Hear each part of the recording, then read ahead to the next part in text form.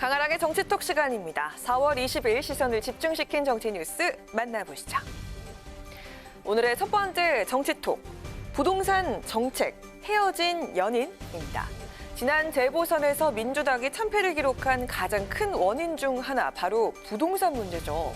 정부 여당은 선거에서 나타난 민심을 받아들이기 위해서 부동산 정책 전반에 대한 재점검에 나섰습니다. 그런데 이런 움직임을 놓고 여야 의원들이 오늘 헤어진 연인을 비유하면서 공박을 벌였다고 하는데요. 어떤 이야기일까요? 정부 여당은 지금까지 26번 부동산 정책이 실패했고 내 집 마련을 꿈꾸는 국민들을 투기꾼으로 몰아오지 않았습니까? 어떻게든 무마해보려고 하시지만 헤어진 연인한테 뒤늦게 질척거린다고 한들 그가 돌아보지 않는다는 사실을 좀 아셔야 될 것 같습니다. 헤어진 자신에게 질척거린다고 표현은 하셨는데요. 어찌되었건 더불어민주당이 여러 가지 정책에 대한 보완 그리고 완성을 위해서 노력하고 있는 과정이다라고 보시면 될 것 같고요. 아마 국민께서 회초리를 드셨지만 국민의힘에 대한 면죄부는 아니었다라고 말씀드리고 싶습니다. 지금 와서 부동산 정책을 바꾸겠다는 건 헤어진 연인에게 질척거리는 것과 같다는 야당 의원과 그래도 노력해가는 과정이다. 국민이 민주당의 회초리를 들었지만 그렇다고 국민의힘에 면죄부를 준 건 아니다 라고 맞받은 여당 의원. 여러분은 어느 쪽이 더 설득력 있게 들리시나요?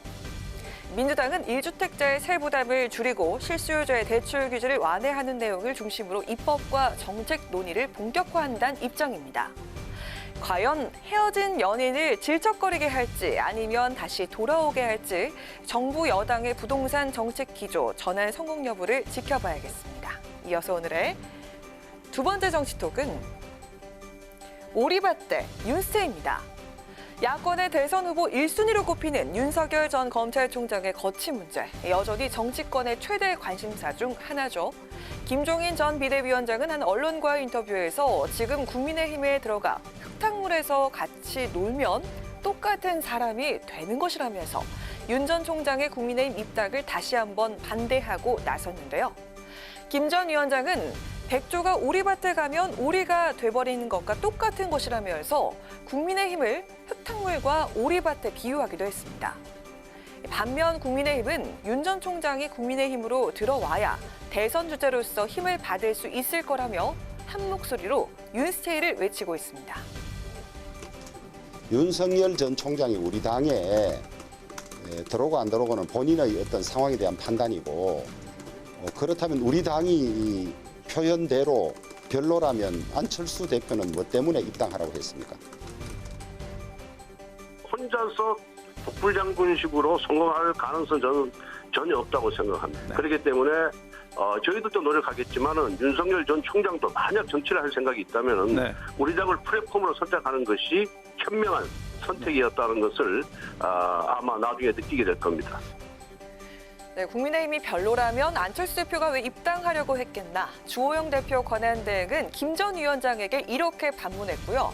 권성동 의원은 정치를 하려면 국민의힘을 플랫폼으로 선택해야 한다고 주장하고 있죠. 여기에 장제원 의원도 오늘 페이스북을 통해서 윤 전 총장의 독자 노선을 가야 한단 말은 단언컨대 이간질이라며 국민의힘에 들어오지 않으면 대권으로 가는 길이 보이지 않을 것이라고 강조했습니다. 그러면서 대한민국 중도 보수의 총본산인 제1야당 국민의힘은 대권을 노리는 분들에게는 가장 매력적인 플랫폼이라며 윤 전 총장의 입당을 거듭 촉구했는데요. 오리밭에 가지 말라는 김 전 위원장과 국민의힘으로 윤스테이를 해야만 대권 주자가 될 수 있다는 국민의힘. 과연 윤 전 총장은 어느 쪽 이야기를 듣게 될까요? 지금까지 강하랑의 정치톡이었습니다.